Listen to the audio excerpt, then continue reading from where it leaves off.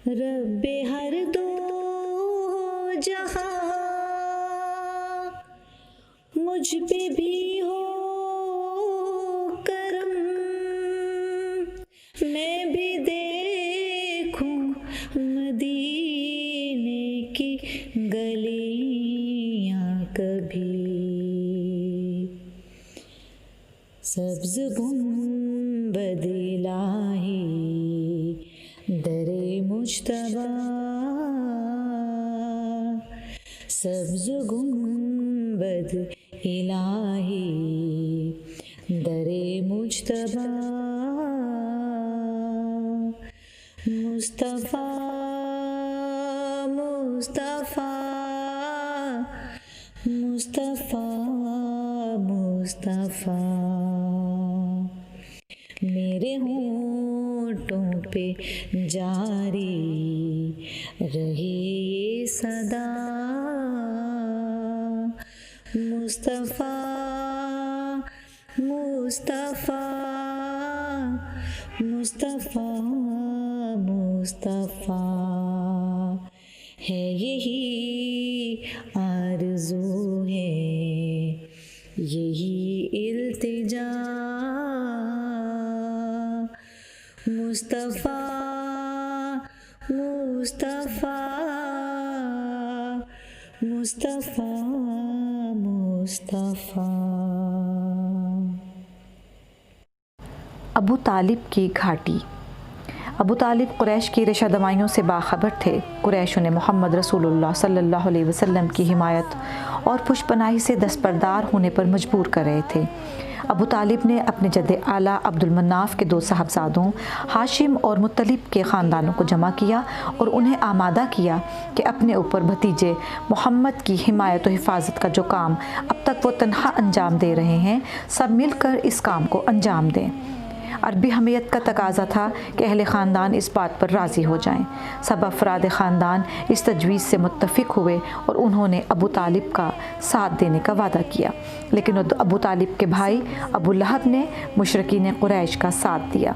حضرت حمزہ رضی اللہ تعالیٰ عنہ اور حضرت عمر رضی اللہ تعالیٰ عنہ کا قبول اسلام اور قبیلہ بنی ہاشم اور بنی مطلب کا محمد کی حمایت کے لیے عہد و پیمان کفار کو پسند نہیں آیا۔ حبشہ کے بادشاہ نے بھی درخواست مسترد کر دی تھی۔ مشرکین جمع ہوئے اور بنی ہاشم اور بنی مطلب کے خلاف عہد و پیمان کیا کہ ان سے ہر قسم کا تعلق ختم کر لیا جائے اور نہ ان سے خرید و فروخت کی جائے، نہ ان سے شادی بیاہ کریں، تاوقتے کہ محمد صلی اللہ علیہ وسلم کو قتل کرنے کے لیے ہمارے حوالے نہ کر دیں۔ اس معاہدے پر تمام سرداران قریش نے دستخط کیے اور خانہ کعبہ کی دیواروں پر آویزاں کر دیا۔ محمد رسول اللہ صلی اللہ علیہ وسلم اور دوسرے تمام مسلمانوں کو مکہ سے نکال دیا گیا۔ اس موقع پر بنو ہاشم نے حضرت محمد علیہ السلام کی حمایت ترک نہ کی اور وہ بھی دوسرے مسلمانوں کے ہمراہ مکہ سے باہر نکل آئے۔ ان میں پیغمبر علیہ السلام کے وہ عزیز بھی شامل تھے جو مسلمان نہیں ہوئے تھے۔ ابو طالب کی غیرت اور حمیت نے گوارا نہ کیا کہ وہ اپنے بھتیجے کو بے یار و مددگار چھوڑ دیں۔ سیدنا علیہ السلام اپنے اہل خاندان کے ہمراہ جس گھاٹی میں پناہ گزین ہوئے وہ ابو طالب کی ملکیت تھی۔ جو گھاٹی درماندہ لوگوں کی پناہ گاہ تھی، اس میں ابی طالب اور خاندان کے دیگر افراد قیام کرنے پر مجبور ہو گئے تھے۔ قریش نے مسلمانوں کو اشیاء ضرورت کی فروخت پر پابندی لگا دی تھی۔ اس پر ستم یہ کہ شیب ابی طالب کسی قافلے کی گزرگاہ بھی نہیں تھی جس سے کھانے پینے کی چیزیں مہیا ہو سکتیں۔ مسلمانوں نے شیب ابی طالب میں انتہائی دردناک مصیبتوں اور بھیانک پریشانیوں میں وقت گزارا۔ انہی دنوں جب مسلمان شیب ابی طالب میں جلا وطنی کی زندگی گزار رہے تھے، ایک دن حضرت خدیجہ رضی اللہ تعالیٰ عنہا کا بھتیجا اپنی پھوپھی کے لیے کچھ اشیاء ضرورت لے کر باہر نکلا۔ قریش کے افراد نے جو نگرانی کر رہے تھے حضرت خدیجہ رضی اللہ تعالیٰ عنہا کے بھتیجے کو مکہ سے باہر نکلتے ہوئے دیکھ لیا۔ انہوں نے سامان ضبط کر کے اسے اتنا زود و کوب کیا کہ وہ 3 دن تک بستر سے نہیں اٹھ سکا۔ ان دنوں میں مکہ کے کچھ بزرگوں نے مصالحت کی کوشش کی اور قریش سے کہا کہ وہ اجازت دیں کہ محمد علیہ السلام اور ان کے ساتھی واپس چلے آئیں۔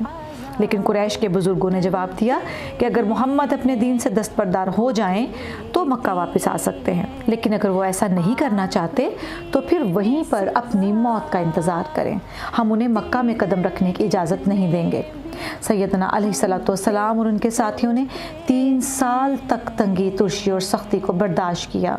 شیب ابی طالب میں مسلمانوں کے پاس گھریلو سامان نہیں تھا اور مکہ کی سب سے زیادہ مالدار خاتون حضرت خدیجہ رضی اللہ تعالیٰ عنہا کے پاس صرف ایک ہانڈی اور مٹی کا پیالہ رہ گیا تھا، اور ایک دن وہ پیالہ بھی ٹوٹ گیا۔ شیب ابی طالب میں مسلسل رنج و علم اور دائمی بھوک کے علاوہ ایک اور حادثہ بھی رونما ہوا، وہ یہ تھا کہ سیدنا حضور علیہ الصلوۃ والسلام کی زوجہ حضرت خدیجہ رضی اللہ تعالیٰ عنہا اسرت اور تنگ دستی کے باعث بیمار ہو گئیں، اور چونکہ علاج معالجہ کے لیے ضروری دوا اور مناسب غذا موجود نہ تھی، لہٰذا سیدنا علیہ الصلوۃ والسلام کی زوجہ سن 619 عیسوی میں انتقال فرما گئیں۔ جب حضرت خدیجہ رضی اللہ تعالیٰ عنہا نے زندگی کو خیر بات کہا تو ان کی عمر 65 برس تھی، اور حضرت محمد صلی اللہ علیہ وسلم کی زندگی کے 50 سال گزر چکے تھے۔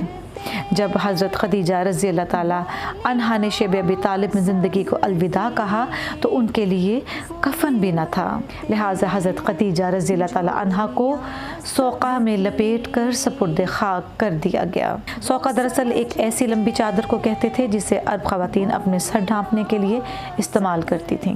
حضرت خدیجہ رضی اللہ تعالیٰ عنہا کی وفات کے 2 دن بعد مسلمانوں کو دوسرا صدمہ پہنچا، اور پیغمبر اسلام حضور علیہ الصلوۃ والسلام کے چچا ابی طالب نے 86 سال کی عمر میں دار فانی کو چھوڑ دیا۔ انہی دنوں کعبہ میں لٹکے ہوئے بائیکاٹ کے فرمان کو دیمک نے چاٹ لیا۔ قریش نے جب یہ دیکھا کہ دیمک نے حضرت محمد علیہ الصلوۃ والسلام اور دوسرے مسلمانوں کو شہر بدر کرنے کے فرمان کو چاٹ لیا ہے اور صرف خدا کا نام باقی رہنے دیا ہے، تو ان پر انجانا خوف طاری ہو گیا۔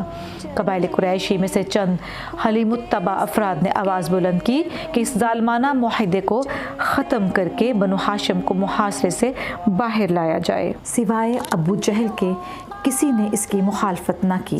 جب مسلمان شیب ابی طالب سے واپس لوٹے تو مسلسل فاقہ کشی، بھوک اور پیاس کے باعث بے حد کمزور ہو چکے تھے۔ ان کے چہرے ہڈیوں کے ڈھانچے بن چکے تھے اور ان کے بدن کی کھال سورج کی تمازت سے بری طرح جھلس گئی تھی۔ ایک دن ابی طالب نے بنو ہاشم کے تمام افراد کو ایک ضیافت میں شرکت کی دعوت دی اور حضور علیہ الصلوۃ والسلام کو بھی مدعو کیا۔ جب سب لوگ جمع ہو گئے تو ابی لہب نے حضرت محمد مصطفیٰ صلی اللہ علیہ وسلم کو مخاطب کرتے ہوئے کہا، میں چاہتا ہوں کہ بنو ہاشم کے تمام افراد کے سامنے تجھ سے تیرے جد عبد المطلب کے بارے میں سوال کروں اور پوچھوں کہ تم جو یہ کہتے ہو کہ مشرکین جہنم میں جائیں گے، تو تمہارے خیال میں عبد المطلب جنت میں ہے یا جہنم میں؟ حضور علیہ الصلوۃ والسلام نے جواب میں قرآن کی آیت تلاوت کی، پیغمبر اور وہ لوگ جو ایمان لائے خدا سے مشرکوں کے لیے مغفرت طلب نہ کریں، چاہے وہ لوگ ان کے اقربا میں سے ہوں۔ سورہ توبہ۔ اس کے بعد ابو لہب نے ابو طالب کے بارے میں پوچھا اور کہا، آیا میرا بھائی ابو طالب بخش دیا گیا ہے یا نہیں؟ حضور علیہ الصلوۃ والسلام نے جواب دیا کہ ابی طالب جب اس دنیا سے رخصت ہوئے تو مسلمان نہیں ہوئے تھے اور انہوں نے اپنے اجداد کے دین کو نہیں چھوڑا تھا، لہٰذا ان کا معاملہ بھی خدا کے ہاتھ میں ہے۔ پھر ابی لہب نے کچھ اور بڑوں کا نام لیا اور جو محمد صلی اللہ علیہ وسلم کے اجداد میں سے تھے۔ ابی لہب نے پوچھا، یہ لوگ بخش دیے جائیں گے یا نہیں؟ جواب میں حضور علیہ الصلوۃ والسلام نے فرمایا کہ اللہ تعالیٰ کا حکم قطعی ہے اور اس میں تغیر و تبدل نہیں ہوتا۔